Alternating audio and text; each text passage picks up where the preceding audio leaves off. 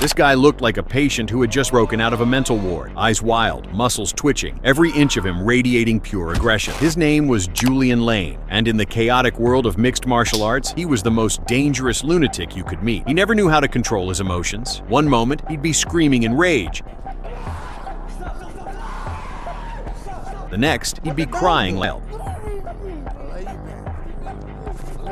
And sometimes, just to confuse everyone, he'd show up in a clean suit and tie, looking like an ordinary man. But in the cage, he was anything but ordinary. That's too soft. No.